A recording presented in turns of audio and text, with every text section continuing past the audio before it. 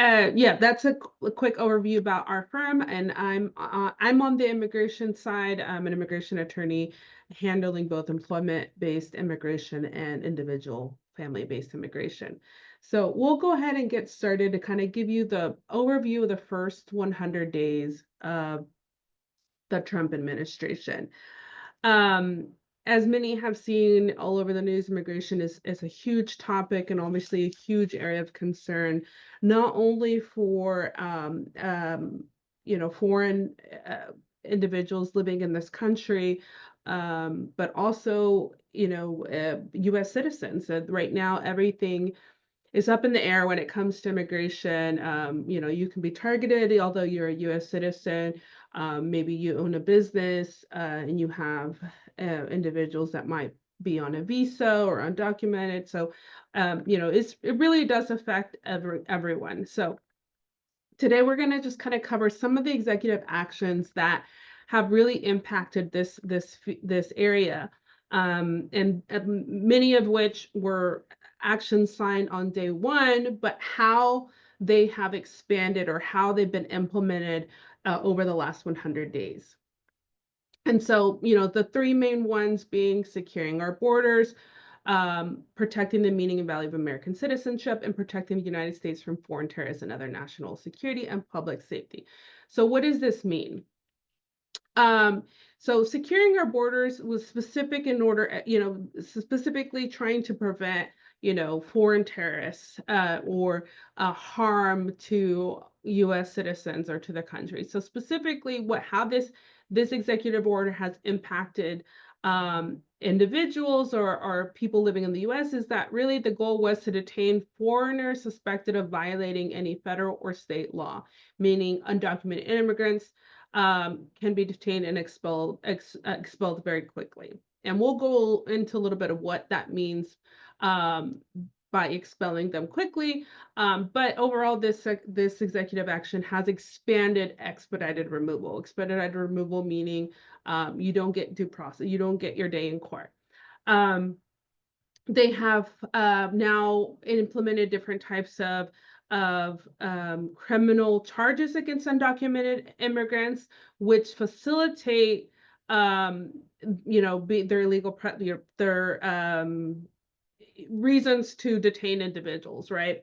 So and it would just made it harder, and you have to be more concerned of what's going on, what activities or what things you have to do that might impact you criminally.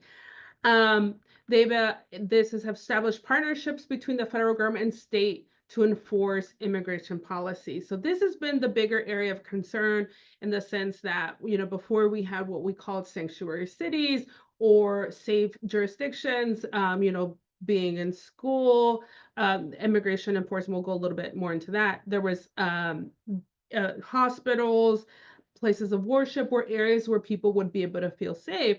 But of course, the other area is that now there's more agreements between local law enforcement and immigration in order to help facilitate their detainments and their quotas for removing people out of the U.S. And of course, there's been a lot of state legislation that also correlates in trying to help with enforcement. So specifically in Texas, they have proposed the Texas State Senate bill, which passed on April 1st. And we're still waiting for action for the Texas House Representatives to act, which would require sheriffs in urban counties with populations over 100,000 to enter 287G agreements with ICE, allowing deputies and jailers to receive training and authority to detain and enforce immigration. And that continued is, this executive action has helped gain full operational control of the U.S. borders, a lot of military presence along the borders, and of course includes deploying sufficient personnel at the border. So basically military. It has created the end of various humanitarian programs, specifically those that impact Cubans, Haitians, Nicaraguans, Venezuelans, and we'll go a little bit more into detail about that. And of course, they have added the use of advanced investigative techniques to determine family relationships, biometric scanning of all individuals encountered or detained by immigration. So they're using a lot more AI. Um, and we already talked about they've eliminated sanctuary jurisdictions. Of course, there has been litigation on this, which, you know, these three specific groups, the Quaker, Sikh, and Cooperative Baptists, have been able to prevail in having this not apply to them. And like I mentioned, there's more criminal actions that are affecting immigration, but the big one that has happened in the last 100 days is the Lake and Riley Act, which requires the law enforcement to mandatory detain any undocumented immigrants who have been accused, and that's the very important thing here, accused of theft in the United States, even without a conviction. So meaning, let's say you're undocumented or you are a migrant who has been accused of theft. This means that they can detain you until they complete your criminal process, and of course, which can lead to you being in immigration proceedings. So this is very unfortunate here, because what happened to being innocent to proven guilty here, that they're stating that you're going to be detained until that trial, and of course being possibly placed in the hands of immigration. Next, we have the protecting the meaning and value of American citizenship. Of course, here the big one is birthright citizenship. Here in the US, we recognize birthright citizenship constitutionally. It is recognized, but one of the executive orders is that, if you're undocumented and your other parent is not a resident or a citizen, you don't have right to citizenship. As of right now, this is still halted, and various, federal judges have declared this unconstitutional. So at this time, we're waiting for this to go up to the Supreme Court to make a determination. So as of right now, this does not apply. Okay. Next, we're going to go over, this is executive action protecting the U.S. from foreign terrorists, and what has come of this. So the big thing here is that they've increased thorough vetting and screening of anyone seeking admission or already present in the U.S. So this means if you're applying for a visa or you're in the U.S. applying for some kind of other type of immigration relief, they're going to vet with more scrutiny to determine if you are involved with any type of terrorist group. And the big problem here is that they've made it to where, gang affiliations, or as you see in a lot of Venezuelans being detained and being claimed to have been part of a gang, even though they haven't, because of tattoos that they may have. This is where this comes in. And so the goal is that, they're trying to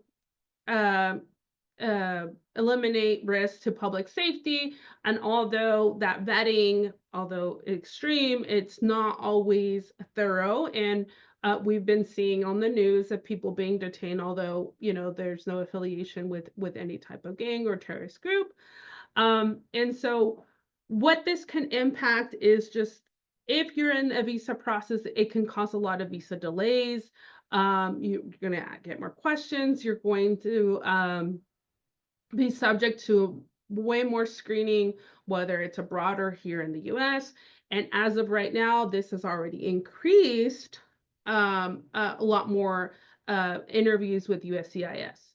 And abroad, the risk is that you're already outside the country. But what can we do in order to try not to be targeted or assumed to have been involved with a terrorist group? Obviously, be very mindful of what you're posting on social media, what you like on social media. They've already proposed rule that they're going to have the authority to use AI in order to review your social media platform. So if you're applying for a visa, there's already a requirement to include your social media handle. So this is where, as of right now, and you know, you don't want to not disclose them because then you're making a misrepresentation and it is still discoverable. Um, but so you don't, but you just want to be mindful what you're posting. And of course, if you're traveling in and out, CBP has full authority to go through your phone, and that is anyone. That is foreign nationals entering with the immigrant or non-immigrant visa, all the way to U.S. citizens. So you don't want to be subjected to that. So be very mindful of what you're posting when encountering any kind of immigration enforcement. Um, and of course, avoiding tattoos, carefully examining ones you choose to make sure that, you know, it won't be or shouldn't be interpreted to be affiliated with any gang uh, or terrorist group. And so when we're assessing, let's say, a potential new client for their permanent resident process, you know, we're asking those questions. And this has always been existent, but I think even more so now. It is very important to make, you know, to make that assessment, make that call, a judgment call before you obtain a tattoo. But we do ask for pictures. You know, we go through various resources, which sometimes it's not going to be 100% to determine whether can that tattoo be affiliated with any gang. Um, and of course, just being very careful on what you're carrying with you when you travel. Okay. And next, we'll talk about the humanitarian programs that I discussed that have been targeted. So the very first thing was kind of eliminating those programs. On day one, they announced the indefinite pause on immigration applications for individuals admitted to the U.S. under these parole programs, specifically Cubans, Haitians, Nicaraguans, Venezuelans. United for Ukraine, and any family reunification. So this led to a pause on some of these immigration processes. And of course, they attempted to completely terminate these programs, and which meant that these paroles were revoked and the employment authorizations were going to be ending on April 24th, 2005. So a week to 2 weeks right before this, um, beneficiaries of these programs were getting very threatening emails telling them that they needed to leave the country, that their parole was already revoked, because again, they have the discretion to do that. But thankfully, a federal judge blocked this termination, which allowed parolees to continue with that temporary protection and until their current expiration, which meant their work permits as well. So I bold temporary because at the end of the day, these programs, although humanitarian, they were still only temporary. So it's so important for if any individual that came in with these programs have now sought out their additional benefit in order to be able to you know, kind of find that alternative relief, because again, this is only meant to be temporary, and we have to be able to, you know, be seeking that additional benefit. Now, although it is temporarily blocked, it doesn't mean that it can still end, because again, it's going through litigation. So this is a temporary block. It doesn't mean that a judge won't ultimately decide that they agree with what the administration has tried to do. Similar with TPS for Venezuelans. Okay, right now, you know, this unfortunately Venezuelans have been the prime target with some of these actions. And of course, the temporary protective status was a designation that was given, and again, it's a humanitarian benefit, also temporary, intended to be temporary, was designated under the Biden administration starting in 2021. But he did multiple extensions or redesignations, 3 total, but 1 being 2021 and 2 in 2023, and right before he left. But as soon as the Trump administration came in, February 3rd, they issued a vacatur, which actually revoked the January 17th, the last one that the Biden administration did, extending the TPS designation, but which was an extension of the 2023. And unfortunately, those people were kind of left in limbo for some time. As of right now, Oh, and then February 5th, they terminated it altogether, the 2023 designation. But a federal judge did block these termination. Again, the 2021 designation has not been impacted as of right now, but that is still on the table this coming summer because when their expiration is coming up, they'll have to make a determination whether there's going to be an extension. But a federal judge did block this termination and granted an automatic extension until April 2nd of 2026. So anyone with the 2021 designation is valid, that has a validity until September of 2025, now has an automatic extension until April 2nd, 2026. And again, this is meant to be temporary relief. This is still going to be under litigation. So if possible, these individuals should be seeking relief in other programs. So whether it's asylum or a family-based process, it is important to not wait for this litigation to end before you start taking action. Okay. Other changes that have happened, and again, this was completely expected, right? As we talked about how heightened scrutiny, heightened vetting processes, which also means that there's going to be more denials. There's going to be more scrutiny when it comes to submitting any application process. But with trying to obtain a benefit, you have to make sure that you're actually eligible, and this is so important because during this time also means that there's increase of scams, increase of frauds happening across immigration, across the US in regards to immigration. And so if someone applies for a program which they're not eligible, one thing is they're going to be denied the benefit, but two, you're going to be placed in removal proceedings. That is going to be something that, you know, during the Biden administration, there was priorities of who they would want to initiate removal proceedings against. If someone that had multiple removal deportations, or someone with dangerous crimes, criminal history. But now it's across the board. Anyone who is denied or doesn't, a benefit can be placed in removal proceedings.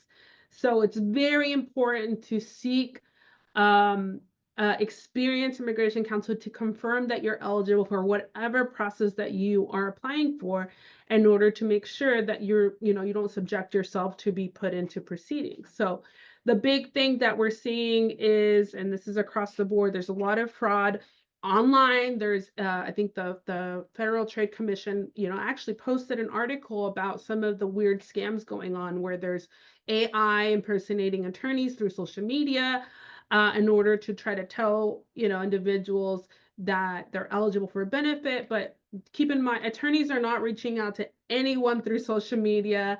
We're technically not allowed to reach out to you individually to provide our services. There's ethical implications to that. And we don't have time to be on social media messaging individuals. So, if you're looking for counsel, you need to do your own research.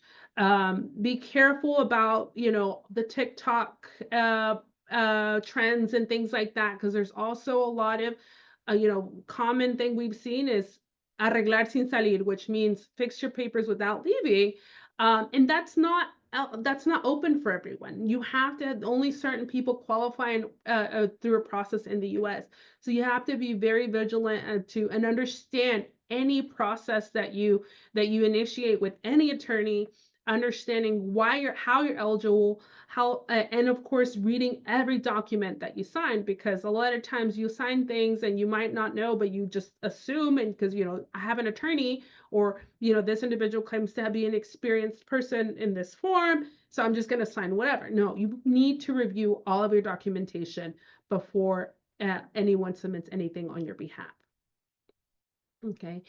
The other big change that has happened is the alien registration requirement. And this is something that the Department of Homeland Security published back in March, which is requiring for any non-citizen to comply with registering their presence in the US. Okay. And the goal is that, the law, or the new rule is that within 30 days of your entry into the US, you should be registering, that means you're providing your biometrics and exactly where you're living.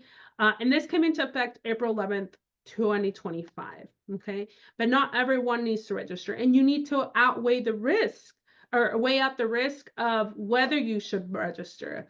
An attorney unfortunately cannot tell you not to register, but also we're here to tell you what is the risk to registering. And again, the aim here is for undocumented individuals that enter the US without inspection or parole, need to register.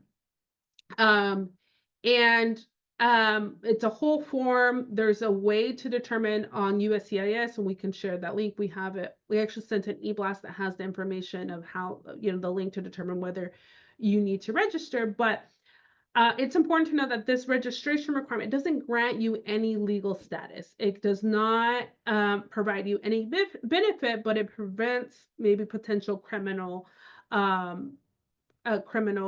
charges against you or jail time. And in general, this program can also lead to you being detained, because if you don't have any possibility of obtaining status at this time, any affirmative relief, and you register, well, DHS now has all of your information. They have your address, they have information about your family. So at any time they can come and initiate removal proceedings against you. So that's some of the risk involved with registering and not registering.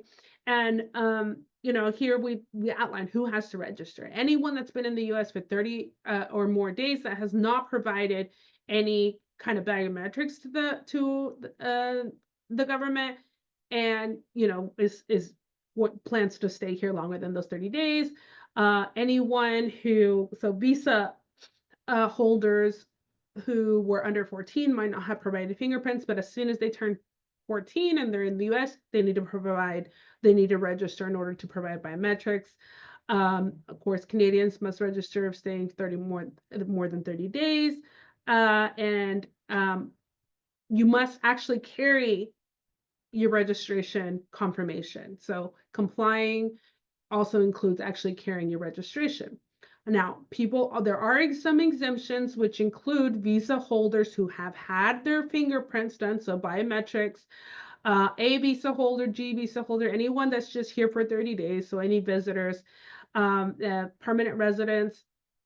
If you're an permanent resident that is outside of the US when you turn 14, must apply registration and provide a photo when you return. And of course, any American Indian born in Canada possesses at least 50% blood of the American Indian and who are present in the US under the authority of 8 USC 1359. So now the question is, maybe I'm already registered. If you have a visa, if you have certain processes. So one thing is, many of attorneys were in their assumption, if you have initiated a process where you have submitted your biometrics, maybe you have already registered. Well, if you've had a I-130, an adjustment of status, let's say a U visa, or you have a pending provisional waiver, if you've already provided biometrics, it's technically not enough. It was very clear that the list very clearly states that the only ones that have already registered are permanent residents, people that were paroled, people that were admitted under a visa status, anyone that was here and have been issued a work permit. So meaning if you're a pending adjustment, have a work permit, you're registered. If you have a pending U visa application and you have a work permit, you're registered. But if you're in that period prior to the work permit, technically you're not registered. Okay. But even if you entered, let's say you entered with a visa 10 years ago and you've overstayed, technically, according to the rule, you are registered. So, it's something to discuss with your attorney just to evaluate whether, you are one of those people that need to register. Okay. And again, if we don't register, what are the risks? What are the penalties? One is you have a potential fine up to $5,000, imprisonment up to 180 days. Um, and of course, you have to, you don't want to go creating fraudulent registration just to have something on you, because then you also risk impacting any future process and of course deportation. Um, and then there's penalties for not carrying your documents, which include fine up to $5,000 and imprisonment for more than 30 days. And then, of course, a penalty for not notifying immigration for any change of address within 10 days of moving. So this is really important. So as visa holders, or if you have a process already pending, you still have to notify a change of address. And this is something that hurts even our individuals that have visas or have had work permits due to DACA or anyone who's in any of those visas or temporary processes or benefits must do a change of address. Not just these people, not just the people that all they have is this alien registration. Everyone needs to file a change of address within 10 days. So this is really important, because although we haven't taken, many have not taken that seriously in the past, and they just, I'll update my address when I file my extension or my renewal. No, we need to do that, because if you're ever stopped and they want to confirm this and that, here you go. You're subject to this penalty as well. And again, I want to outline what is the risk for not doing the registration, right? Here, you're in this registration, you're adding your full name and you're adding your physical address. You're adding information about your family, who lives with you, what are their statuses. And so the risk of providing all of this and not having some kind of relief that's pending or a future process, you're subjecting yourself and providing all this information to the government, which again, they might have it any other way. And so you could lead, doing the registration could lead to removal, but again, they might have your information in some other way. And I see that someone has their hand up for questions. I will open it up for questions towards the end. Okay. And just a quick update on DACA. We did a seminar on this last week, so I won't go into a lot of details, but here again, we're still in fight of fighting this protection for individuals. On January 17th, there was finally a decision from the Fifth Court of Appeals upholding the lower court's ruling that DACA is unlawful. But they did limit some things just to Texas. So because we do expect this to continue on to the Supreme Court, and which, as of right now, DACA recipients that have DACA can continue to renew their DACA benefit and their work permits. But again, right now, they're not going to be accepting new applications. But specifically for Texas, they indicated that Texas is the only one that could really prove damages under the DACA program. So, they had taken, the decision was that in Texas, DACA recipients would no longer obtain the work authorization. But as of right now, USCIS has not actually implemented this, has not stopped issuing these work permits for DACA recipients here in Texas. So as of right now, DHS has not responded in regards to this order. So we hope we'll have some other kind of relief, but it's still really important for DACA recipients to be seeking, again, like we mentioned about those other temporary programs, DACA is one of those where we should be seeking other forms of relief in case that we don't have a new program that's going to give permanent relief to DACA recipients. Okay. And of course, I won't go into a lot of detail about what are your rights in general, but because we've done a lot of presentations on that, but I'm happy to share informational handouts and things like that about what can we do? What should we do during this administration? Because again, the most vulnerable people right now are, of course, people with criminal convictions or previous deportations, but it really is open to anyone that's in the country, even in a visa status or with a pending process or completely undocumented. And so one big thing is how to handle or how to navigate ourselves in this new administration is really avoid any exposure to law enforcement. Make sure that you have talked to an attorney. Make sure that you've talked to an attorney to explore any options that you have. And of course, knowing who you would call, knowing that you have a plan if you're detained. Okay. Be very alert of any scams. Again, be careful about following things on social media or communicating with attorneys on social media or notarios or any kind of frauds. Make sure you do your research. Of course, create a safety plan for your family and stay updated. We do these webinars. We're trying to do them on a quarterly basis, but we also do seminars in our office. Those are typically in Spanish, but we do those on a monthly basis to kind of give people information. And of course, just check in, has anything changed for me? Okay. And of course, because we are in Texas, most of us are in Texas, we drive to and from work, to the grocery store, we drive everywhere. So that's where you're at most at risk. So, you want to avoid any contact with police, ensure your vehicle doesn't attract unwanted attention. Always inspect your lights and make sure your registration's up to date. Nothing that would, lead to a stop by police. And of course, it is important to stay calm if police officers do not be respectful in any kind of encounter. Um, and then, of course, do not run, do not resist, don't interfere, and do not provide any false documentations because then you're adding, potential harm to your situation. Okay.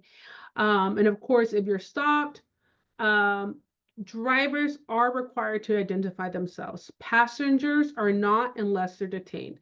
So if you're a driver, the big things that they want to see is a driver's license. If you do not have a driver's license, well, I mean, that potentially can lead to an arrest, but you are still required to identify yourself. Provide your name, your date of birth, and an address, okay? Providing anything else than that is you're giving them more ammunition or you're giving them more information about yourself. If they ask you where you came from, when you came into the country, those are all questions you don't have to answer. You have a right to remain silent. You have right to an attorney. Okay. Um, and then of course, don't consent to a search. Um, they may try to pat you down, but they need your consent. So avoid that. Avoid that. If you are arrested, again, you must provide the information. If your passengers are arrested, then at that point, they also have to identify themselves. If they're, and again, a passenger shouldn't be arrested because they indicated they're not born here because they don't have to answer those questions. So if they're arrested due to a criminal encounter or some other probable situation that might have happened, again, they do have to provide their identification at that point. But it's always a reminder, know who you're going to call if you're arrested. We have what we call plan prepárate in order, because again, many people don't have an affirmative leave at the moment, but at this point, it's important to have an attorney that you would know would be able to take your case if you are detained. Okay. And if ICE shows up at your home, and again, it's not even just ICE at this point. You have to be worried and be cautious of anyone knocking on your door that you don't know. Okay, if someone comes knocking on your door looking for someone, I mean, don't open the door. We have you need to know who's at the door, what they want before you decide to open it. Okay, and if it's somebody looking to make an arrest, they have to have a judicial warrant. Okay, there's a difference between an ICE warrant and a judicial warrant. An ICE warrant isn't signed by a judge, so they doesn't give them authority to come into your home. Okay, so that is a very important distinction. Judicial warrant has a signature from a judge. It has a very specific detail what they're looking for, who they're looking for, and it must be signed within the last 14 days.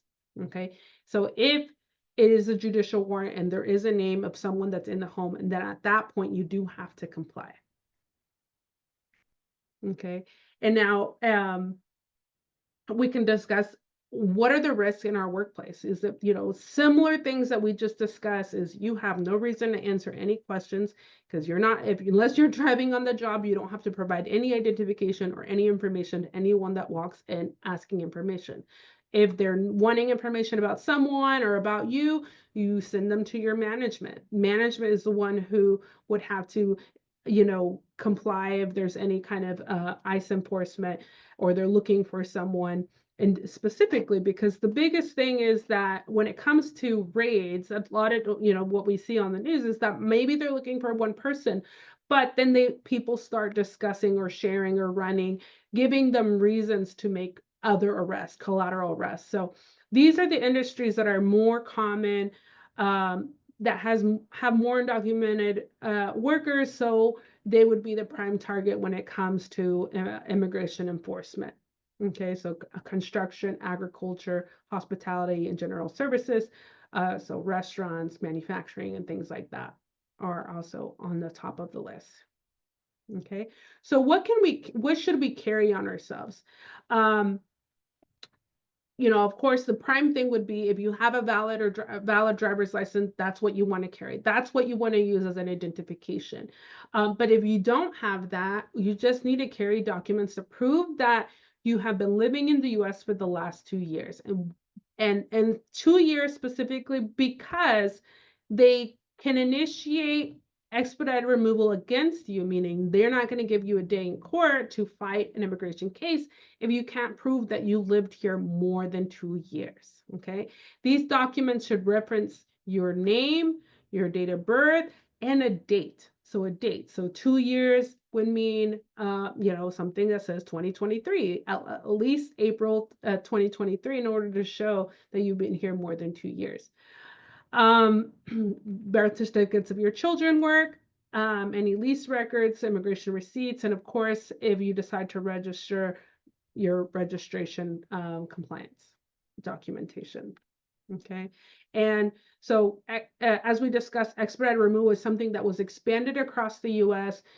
In order, again, there's quotas that our government has initiated. I think the Trump administration, their goal was to remove 1 million people annually, which means 12 to 1,500 people a day. So expedited removal is something that they really want to try to do because they don't want to clog up the courts. So, but it is important that we know that we have rights, there are rights, there is due process, but you need to carry that documentation that prove that you've been living in the U.S. continuously for more than 2 years. Okay, of course, if you have a work permit or you're a visa holder, obviously that's what you want to carry. If you have a work permit or you visa pending, that's been pending for more than 2 years, obviously those are good documents to carry. But again, more than 2 years is what we want to be able to see. Okay, and now how can we protect ourselves? The big thing is having your counsel, having copies of the documentation, one that they that you've been here more than 2 years, and of course, avoiding any kind of arrest. Don't just plead guilty to any crime just to avoid, being detained too long. You need to make sure you have a good criminal lawyer that's going to understand your immigration situation. And of course, having a plan for your family. Apart from having your immigration attorney and documents ready for in case you need to fight in a removal defense case, you also want to have a plan for your family, which includes talking to a family lawyer in order to set up a plan of what happens to your kids, who's going to take care of, who's going to have the authority to take care of them while you're detained. Okay, and again, be very careful about just going to the local notary public in order to get a power of attorney, because those aren't always going to be recognized in the family court. So a good resource is the Houston Volunteer Lawyers. They've been hosting clinics on this documentation. And of course, you also want a power attorney to talk, to give access to people for your financial information or property in case you're put in proceedings or detained or removed out of the country. Okay. But we are going to open it to questions. But I think Sarah, I'm not sure if you're able to join in now. Can you hear me? Yes, yes. Okay, good. The Zoom gods are working. Great, great. All And right. you're, you know, you're sharing such good information. Thank you. But we've gotten a lot of questions that make us think real hard, right? And we wanted to share some of these questions and talk about it. We're going to have a little conversation because you know what? There's a lot to unpack here. You know, clients, I used to always tell clients who are undocumented or maybe people who had overstayed a visa, I said, look, you're here and you don't have permission to be here. So the least you could do is file your taxes. Well, how has that changed? Why are we now rethinking our advice that we're giving to clients? Marisela, what has changed here? Yeah. So at this point, the big thing that has changed is that, the IRS has actually agreed to share data with immigration, with DHS. So, we believe, I thought this would never happen. I thought this would never, ever, ever happen. yeah, And now we've got this. yes. So It's a Yeah, and so the big thing is because, previously IRS created this whole system so that people that didn't have Social Security can still file and claim their taxes, right? So, people filed for I-10s, and, the documented immigrants, support billions and billions of dollars in tax and Social Security and this and that. But now there's this, they've agreed to share information. So that means that any information that you provided, which includes your most recent address. I mean, we just finished the tax year, so IRS typically has would have your most recent address, information about you, your date of birth. So if they're looking for you, and we believe that that's what's going to happen, is that they're looking for someone that is in proceedings. We hope that that's the only thing they're asking for. Then, they're going to go to IRS because they're probably going to have the most recent address in order to try to look for that person. But now that opens the question, is it safe? Should I continue to file my taxes? and Um, that is a question because you know what we've always told people, if you ever get put into proceedings, it's really good to be able to show an immigration judge, look, judge, I'm not here with permission, but look, I've been filing my taxes. Look at all these years. So so now, where if people decide if I've already filed my taxes, should I continue to file? That's a question. I've already filed. I've been filing for the last 10 years. Should I continue to file my taxes? that's a good question because I talked to a tax attorney, and they told me they can never advise someone not to file their taxes. So, one of the things that we kind of talked about is maybe we use a mailing address if possible, and instead of our physical address, maybe you have a trusted tax preparer that will allow you to use their address on your tax return.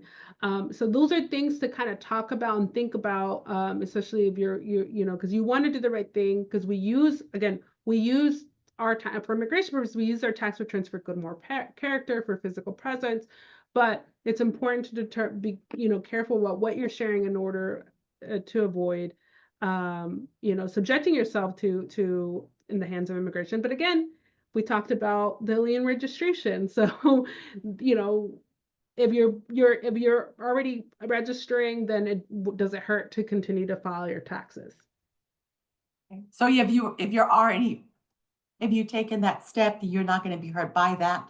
Mm-hmm. Okay, so that kind of, but if I've never filed taxes, maybe that's something that you think, again, we're never going to tell you not to follow the law, but if you have not filed taxes and you aren't already registered, because that's the thing, if you are registered, the government can actually go and find you too, right? Mm-hmm. If I came here on a visa, the idea is if they start scouring these databases, they should be able to find out find me, or at least find me at the last address that I was at, right?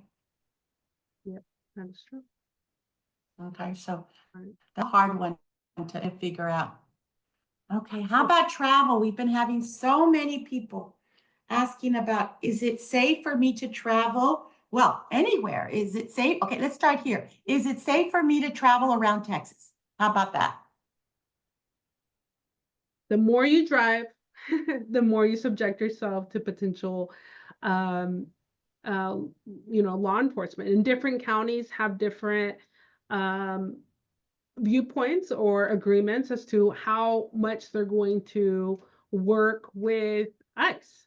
So I think we had Sarah, I know you shared with us a little map of jurisdictions that were more likely to be harmful for anyone traveling across the state. And it's, Um, yeah, it's all the ones around the border. Yeah, those are mm, the ones that people were reporting or getting lots of law enforcement activity. mhm. Okay, so But I you've definitely, got to be careful if you drive. Yeah, go yeah, ahead. but I do think that it's any small town, really. It's not just the border. Um, Although those are the riskiest, but you risk that in any, smaller jurisdiction that love to be to stop people for any reason when you're driving through. Okay, so let's say I'm a legal permanent resident, or I have a work visa, or I'm a US citizen. Is it safe for me to travel internationally? I think it all depends on your circumstances. So US citizens, that they're a little on the safer side as long as they've never, committed any kind of fraud or misrepresentation of to obtain the citizenship. But again, they are still they can still be searched. So we still have to be careful, be ready to spend some time um, going through customs.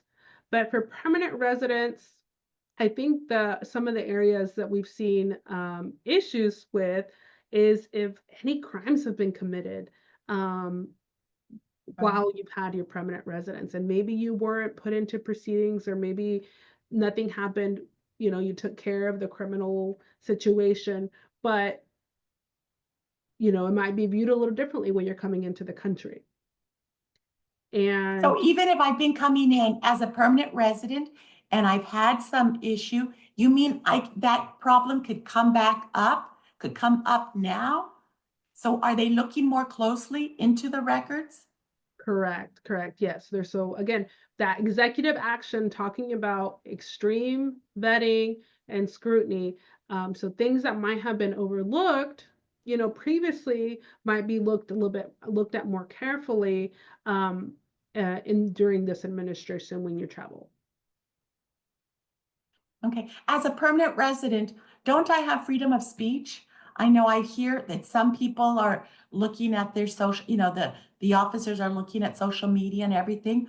I thought that as a permanent resident, I have freedom of speech. So we it's still in the Constitution, of course, but when we're looking at that executive order about trying to protect our country from terrorism, they've really expanded on what that means, and I think we recently saw a professor that was going to his citizenship interview, that was involved with protesting for pro-Palestine, and now they're looking at that type of protesting as Semitism. So, and trying to And call that's that person terrorism, right? They're saying, terrorism. yeah, Yeah, yeah, they're extending that to, so they're enemies of the people if, and they could be considered terrorists. So, these are our protections that we thought that legal permanent residents were protected against that. And we're seeing that is not the case. So at the ports of entry, you are at more risk than you ever are. And so you've got to be careful to watch, your social media intakes, right? Because an officer can ask for the handles. Is that correct? correct. They can go not only ask for your handles, but they can go through your phone at any port of entry. And if you're sharing, or you're have emails of organizing protests or anything like that, you're subject to, unfortunately, to CBP identifying that and deeming that as terrorist activity. Okay. And now the second question, or the third question that we're seeing, I think we're seeing a little bit more about this on the news as well, is are children at risk? If I'm an undocumented immigrant, or let's say even like a visa holder, are my US citizen children at risk during this administration? And I think one of the big things that we're seeing on the news, Yeah. go ahead, Sarah.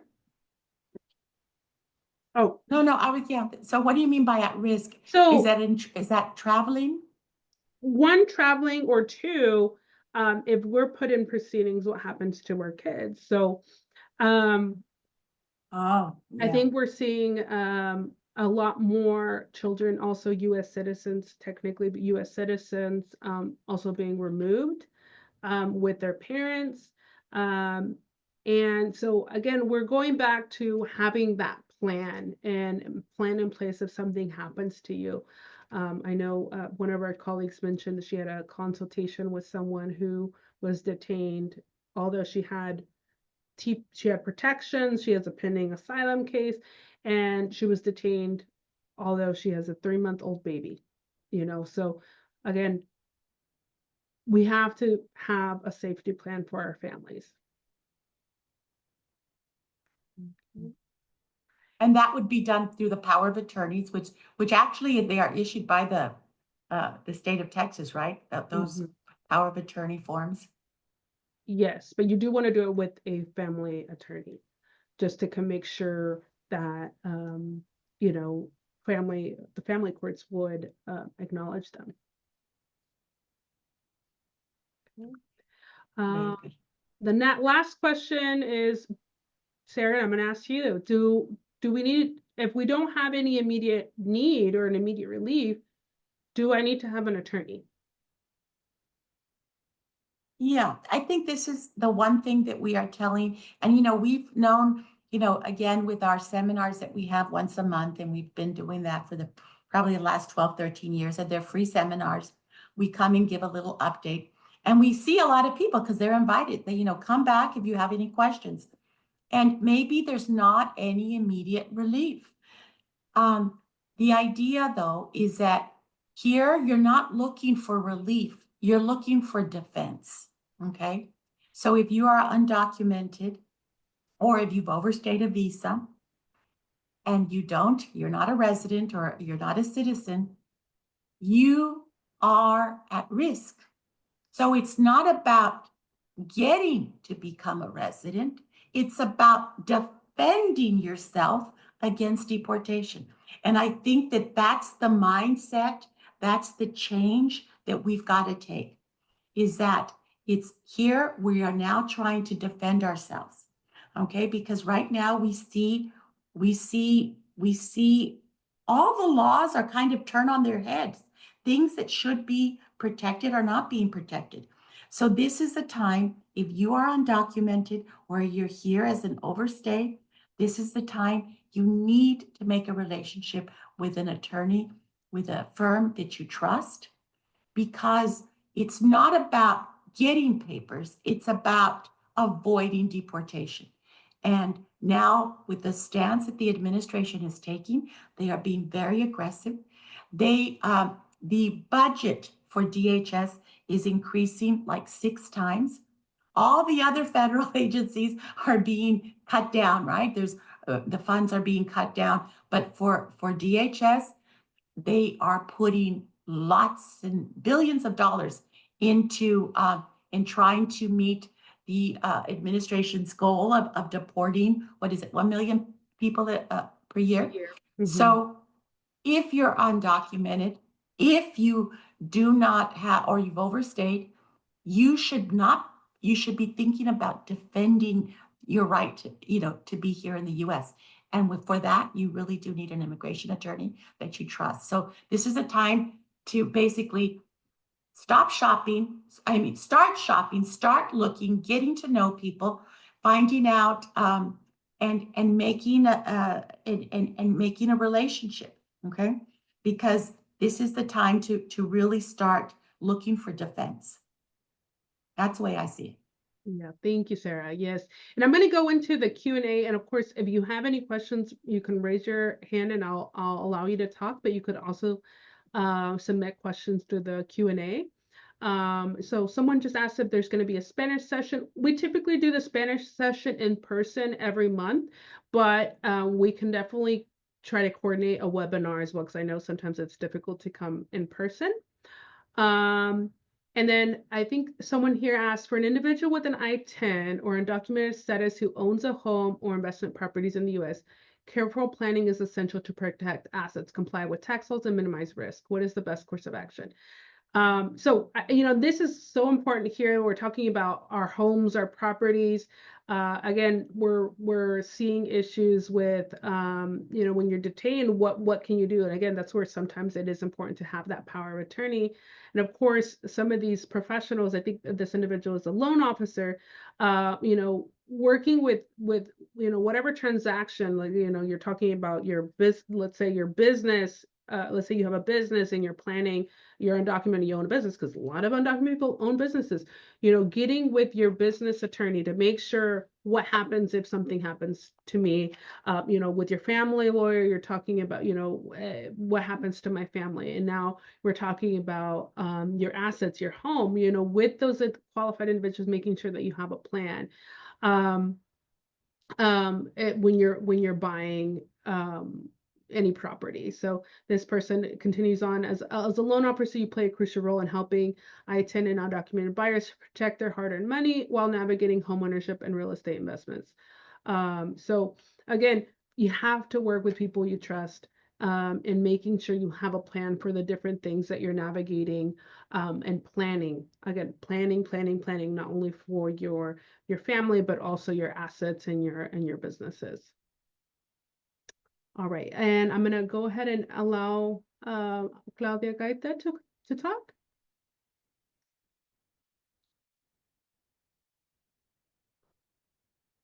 Hi, Claudia, you have a question? You're on mute.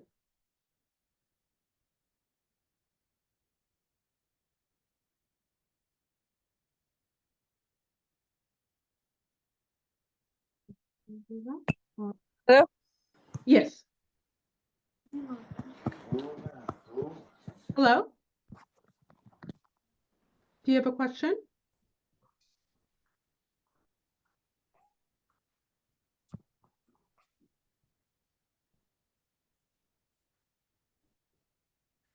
All right. Okay. So I'll go on to the next one because we might be having issues with your microphone. So the next one, Gerardo. The next one was, if I don't have documents, what happens si voy de migración? Si no tengo documentos, ¿qué pasa si yo voy a la oficina de migración para que me abran un caso? No tengo un caso de migración. Okay, so the question is more so, if I don't have anything, what happens if I just go to an immigration office to initiate proceedings? I believe that's the question. Obviously, I don't advise that, because although sometimes we want to, you know, initiate a process in order to maybe find a form of relief, removal proceedings, initiate, you know, there's a very, very low chance to get them to actually end up with relief. There's a 20, you know, maybe 20-25% chance of actually ending up with the green card. Although, you know, we talk about having representation and being ready, because again, we still want to fight the case, but wanting to initiate is not a good idea. It's very costly. It's a long process, you know, but then the ultimate thing is that you end up with a removal order. Okay, so I wouldn't suggest trying to put yourself in front of an ICE or immigration office in order to initiate those proceedings willingly. Okay. The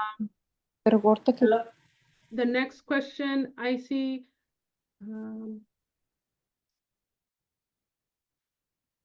is, is, sorry, give me 1 second. I'm a green card holder and want to travel to Canada or to Pakistan. What documents do I need to carry with me? Again, I would check in with your attorney individually just to make sure everything is clear and everything's good. But as a green card holder, obviously the most important thing is obviously your green card, your passport, making sure that there's nothing that could prevent you from coming back. Again, talking to your attorney just to make sure that there's no issues with your process, that when you became a permanent resident or anything that has happened since you become a permanent resident won't impact you in order for you to come back to the US. And again, I'd be careful depending on what country you were, you're traveling to. If there's, again, checking in with Canada right now, I don't think there's any issues. I know there was a list of potential a travel ban upcoming. I don't believe Pakistan was on the list previously, but I don't know if they will be on the new list. So it's just checking in to make sure nothing that has that has occurred since you obtain your permanent residence can impede you or give you issues when you come back. Okay. Okay, so the question is, when is the last day for the registration? There isn't a last day for registration necessarily. I believe there was a deadline for April 11th. But again, the multa or the penalties will only occur if you're actually, let's say, detained, or you have an encounter with the police and they determine that you haven't registered. So it's not something that's just going to be automatic. Okay. I do advise that you talk to, set up a consultation before deciding to do your registration, just to make sure that you evaluate every potential risk. Okay. And then the next question, do you help them? Yes. So the question is, do we help people with documents to get their documents in order for worst case scenario? Yes. So and what we do in our firm, we have what we call Plan Prepárate. And again, this is something we set up specifically during, dealing with this era of I need to be prepared for the worst. So we have a program where we, we're committing to being your representation if you're detained, and of course, initiating a process if you're detained, but also having your documentation in order to, let's say, fight the first fight, which would be potentially a bond hearing. So, and Houston volunteer lawyers, I think someone asked about them turning down. They don't have that kind of process in place. We do, again, because we're a private firm, but volunteer lawyers is going to have help, is only going to be able to help with things that they can actually do right now, which, is things like the family planning, the power of attorneys, and the civil matters and such, but not getting your documents in order and being signed up to represent you down the road. Okay, so that is something our firm has in place in order to start having your documents in order as far as fighting a potential removal defense case. All right. All right, well, thank you so much. And again, I think you all have our contact information, but if you're interested in any of these programs or information about these programs that we discussed, like the Plan Prepárate, the alien registration, we have more information on that. Hi, And I'm sorry. yes. Sí, mira, yo tengo una pregunta. Yo tengo la 245I. Creo que ya me movieron el caso y usted va a ser mi abogada. So, yo lo que quería saber es que nosotros la metimos en el marzo 16, marzo 16, marzo 2001. Ajá. Y no, nada más nos ha caído el puro permiso. Mi hijo se acaba de ir a la Navy. So, yo quería saber si por medio de él podemos como agilizar el proceso. Mire, no le puedo contestar esa pregunta específica entre esta llamada, pero si nos pone, si nos manda un mensaje para poder contactarla y iniciar un poquito más, revisar su caso y a ver qué sería la opción. Ok, Ahí. yo voy a ir con ustedes, voy a ir a moverlos, a firmar los papeles o nomás. Ok, ok. Y es Claudia Gaita, ¿verdad? Nada más para anotarle aquí el nombre. Ujú. Ok. Quería saber a ver si por medio de él. Claro, sí, pregúntenos cuando venga y le agendamos para repasar todo eso, ¿ok? Bien, muchas gracias, ¿eh? Gracias. And the next question, sorry, let me ask this one last question. Answer this one last question because I think it is important. So someone asked at the airport immigration counter, my husband and I had our fingerprints taken. Would that suffice as registration? If you're, and I believe you mentioned earlier that you're a green card holder. Green card holders are already registered, so you don't have to worry about the registration. Okay. All right. Well, thank you so much. Again, we're going to be kind of doing this on a quarterly just because there's so many things that tend to happen with are going to be happening, continue to happen during this administration. So we'll have our next one in the next quarter. But again, we do host these in person every month, and we do